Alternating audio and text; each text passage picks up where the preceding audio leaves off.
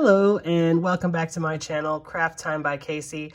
I'm Casey, and today this is the necklace that we will be making, and I gotta tell you, I am super happy with how it came out. I love this final product. I am a huge fan of these connectors. I just think they are absolutely beautiful, and I wanted them to be a focus piece part of a necklace. I wanted them to be, the thing that catches your eye in the piece that they were in. I definitely think that I accomplished that. They certainly catch your eye. I will say this necklace was a bit of a struggle. There was a lot of trial and error. As you will see in the video, I had an idea in my mind, and when I completed it originally, it just didn't look right in person. And I'm sure anybody who makes jewelry has been there, where you think something will look absolutely stunning and you make it and you just kind of look at it like, well, that's just not what I thought. So I certainly did that a couple times with this necklace, and this is what I ended up with, and I am glad I went through the struggle because I really, really like this finished product. So after all of that, if you would like to see the wonderfully struggled process to get to this necklace, then stay tuned.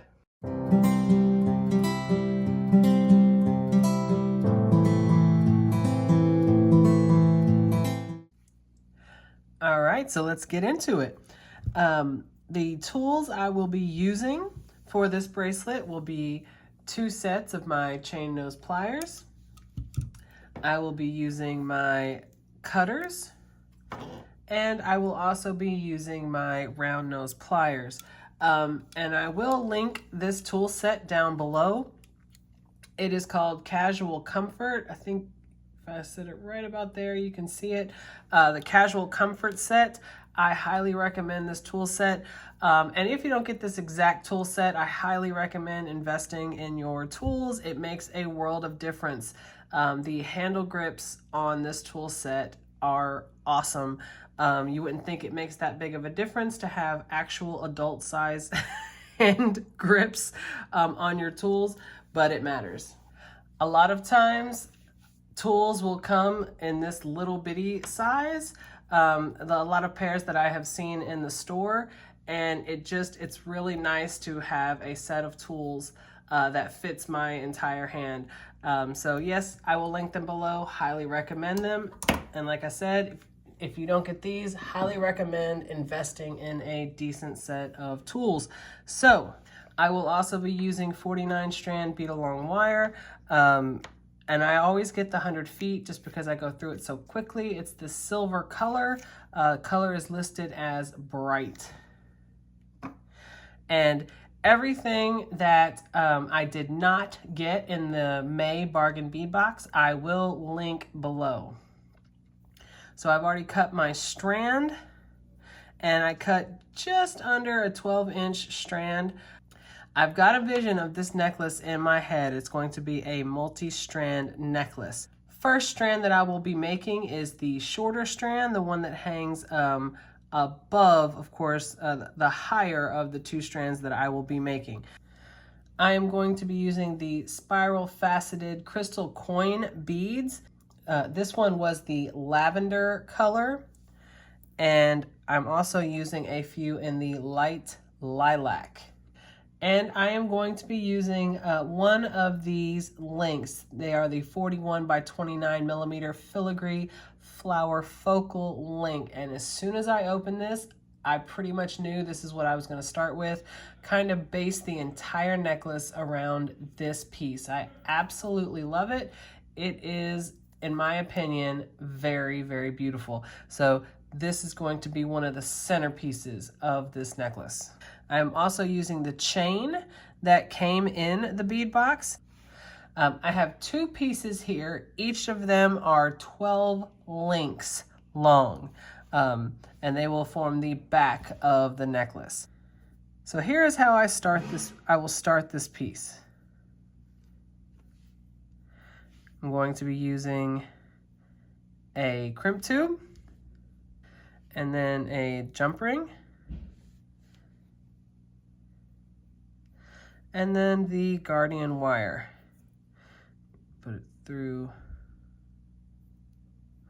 one end and then wrap it around, push it through the other. You want to make sure your jump ring goes up in the guardian wire and both sides of the wire go through that crimp tube. And I'm going to pinch that guardian wire closed a little bit with my fingers, and then I don't need a tail quite that long, so I'm going to pull that a little bit. All right, now I'm going to hold those wires apart. All right, so another tool that I think I forgot to mention in the beginning, I will be using my crimping pliers several times. So yes, you will definitely need those if you're making this necklace. So I'm going to be using my crimping pliers, and I'm going to go in with that second divot, and I will give it a good smash. Get that taco shape, turn it on its side, go into that first divot, give it another good smash. Now, that will get it pretty good, but I like to go in with that flat piece on the end and give it a final smash, just like that. All right, and I will be taking a crimp cover and placing it right on top of the smash crimp tube and flipping it up, just like that.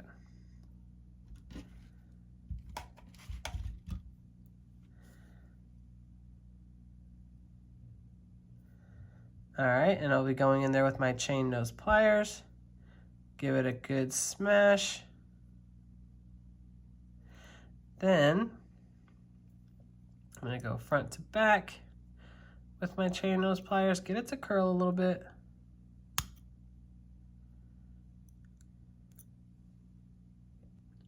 Give it that illusion of the first bead. All right, so that is how we will begin both strands. So if you need that reminder, you can come back to this point in the video. Okay, so now it's simply the order of the beads. We will be going light lilac, crystal coin bead, and then I will pick up the small spacer with the cord itself. Light lilac, spacer,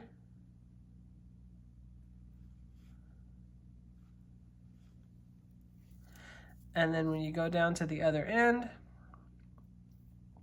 tuck that tail in,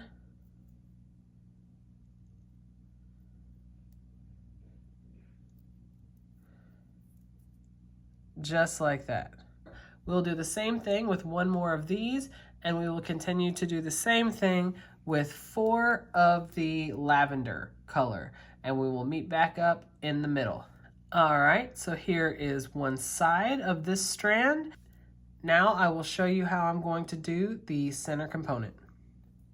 I will be using these bead caps from my own stash. I'm gonna go bead cap up.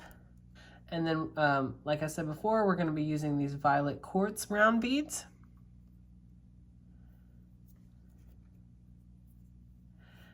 Bead cap down. And then we'll be using one of the faceted crystal coin beads, just like that.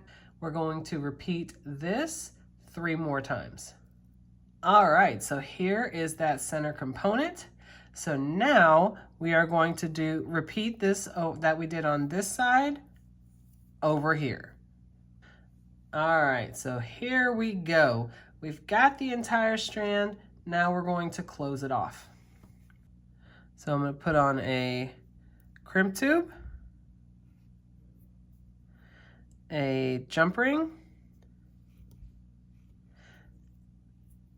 and a wire guardian. Put it through one side, wrap it around.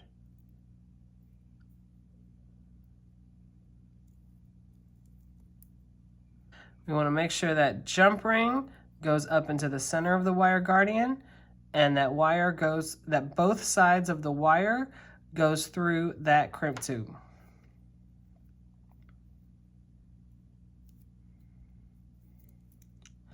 All right, and I'm going to make sure that tail goes through a couple of beads.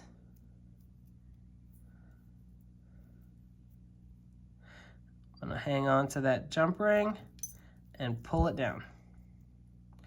Now I'm going to pinch that guardian wire closed a little bit with my fingers, just like that. And now I'm going to pull it snug, but you don't want it too snug. You want to make sure the strand has a little flexibility, but you do want it to be decently snug. All right, so I'm going to go back in with my crimping pliers, go into that second divot,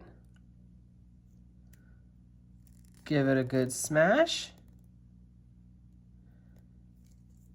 and then hold it on its side, go into that first divot, give it another good smash. Then I'm going to go in with that flat part at the end, and I'm going to give it that final smash. And that's what makes it nice and tight. All right, so I'm going to take that crimp cover, place it right over that smashed crimp tube, and then flip it around. Just like that. I'm going to go in with my chain nose pliers, give it a good smash. Then I'm going to go in front to back, give it a light smash.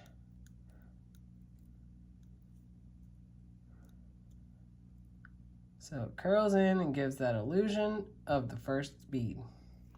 And with these spacer beads that I have, it really flows quite nicely, and it gives it like they're all the same type of bead with that crimp cover. It's pretty nice.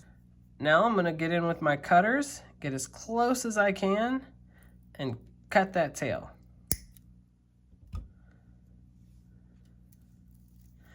I'll go in with my nail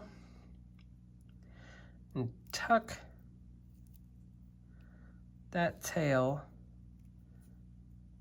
into the next bead, just like that. So here is our first strand. On to the next one.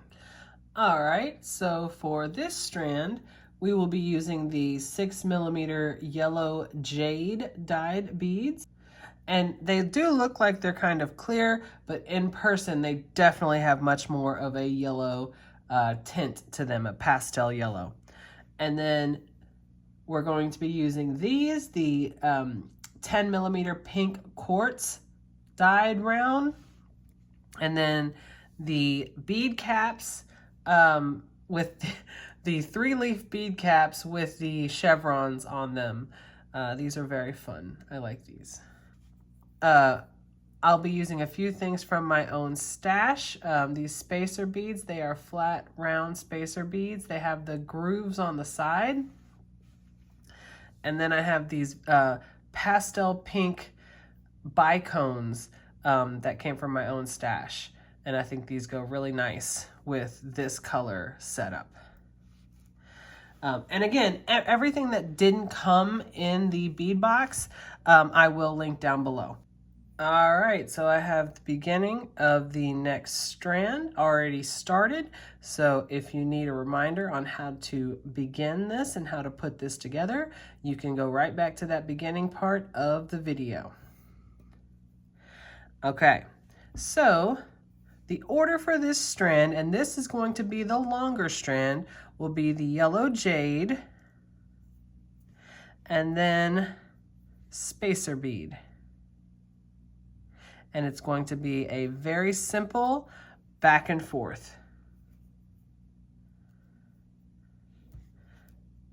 Jade, spacer. We go down here, and it looks like it fell right into That was pretty cool. It kind of the tail just kind of fell into it. All right, so we have 2 on here now. We have 2 of the yellow jade. We're going to have 4 more yellow jade on this side. All right, so here is the one side, and now the center component is actually going to be pretty long for this one, longer than both of the sides. So here's how we're gonna do it. One of the bead caps, open up. One of the 10mm pink rounds. And then bead cap, open down. And then in between each one, we're going to put one of the light pink bicones. All right. So here is what each unit is going to look like, and we're going to repeat this 5 more times. All right, so here is that center component. So now we are going to do the exact same thing we did on this side over here. All right, so here is the second strand, and I have already finished it off. And if you need a reminder on how to do that, then you can certainly head back to the first strand where I did this, and it's the exact same process. All right, so we have both strands, and now it'll be a matter of putting it all together. So the idea I have in my mind is this going on one side and then connecting to this on this side. So it'll be kind of artistically off, and I really like that idea. So here's hoping it comes together. So let's see what we have. So the first thing we're going to do is connect each one of these jump rings to the pieces, the jump rings that are already on them. So we'll go to this jump ring over here,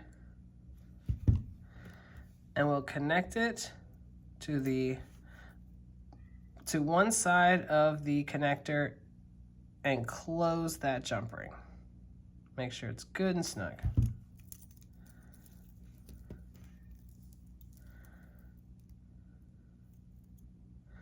And we'll go to the jump ring on the shorter strand.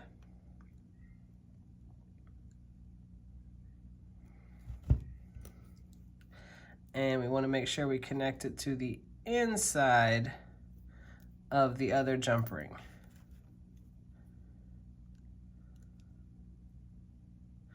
And close that jump ring. All right, so now we're going to create the component that's going to go on the top of this side. So you need an eye pin, just like this. And we're going to have the chevron bead cap facing up at the bottom, 10mm. Chevron bead cap facing down, and then bicone. Then we'll have the smaller bead cap facing up, the violet quartz bead, smaller bead cap facing down. And here is how I make the loops. I always try to have the loop on top facing the same direction as the loop on the bottom. So I line them up. So I will pull out my round nose pliers, hold it just above at the top, and then I bend it just like that and bend it back with my fingers. And then as you can see, that gives it a really nice loop. I go in with my cutters.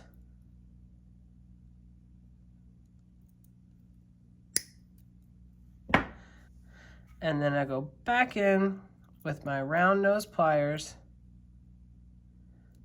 and close that loop. And usually when I have a bead cap that I'm closing into, I just try to tuck the end of the pin into the bead cap. All right, just like that. So here is the component. It's gonna go right on top of this right here, of the connector right here. All right, so I'm going to grab a jump ring, open that jump ring, connect it to the top of that connector, and then of course to the bottom of that component. I go back in there and close that jump ring. All right, so now I'm going to connect the other side to the other chain.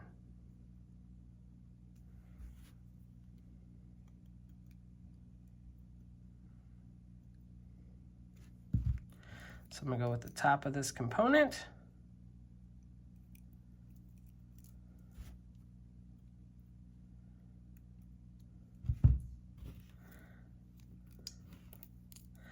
And I'm going to connect it to the other side of the chain, just like that.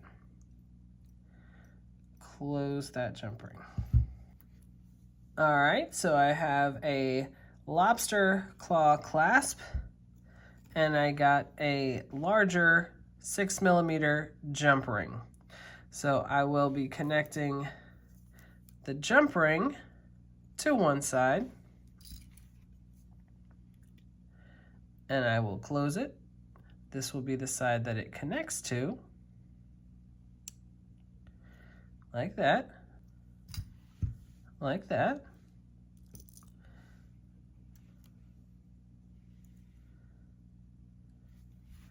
And I get one of my smaller jump rings, and I connect it to the other side of the chain,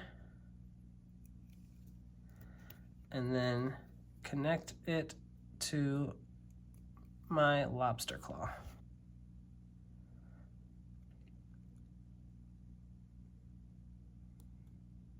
And I close that jump ring.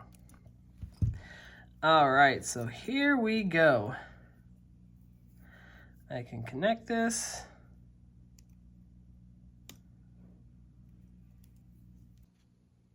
All right, so I'm cutting back in here. I'm going through a few trial and errors with this necklace.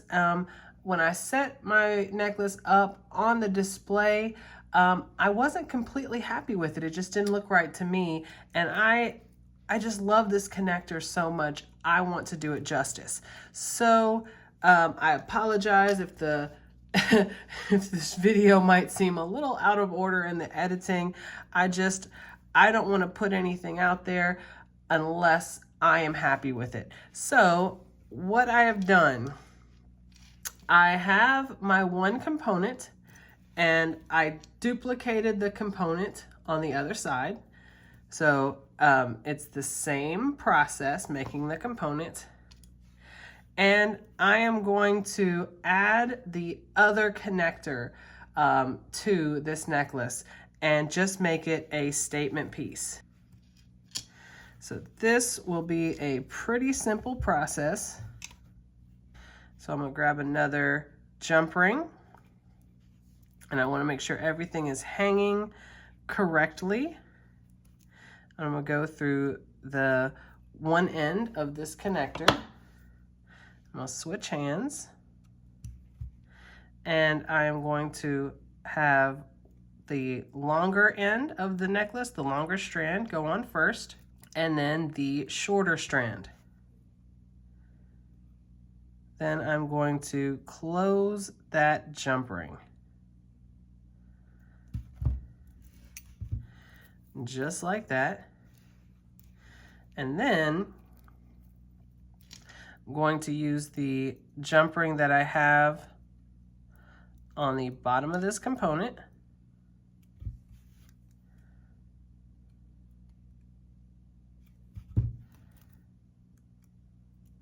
Just like this. Connect it to the top and close the jump ring. So here, I believe, is the actual finished piece.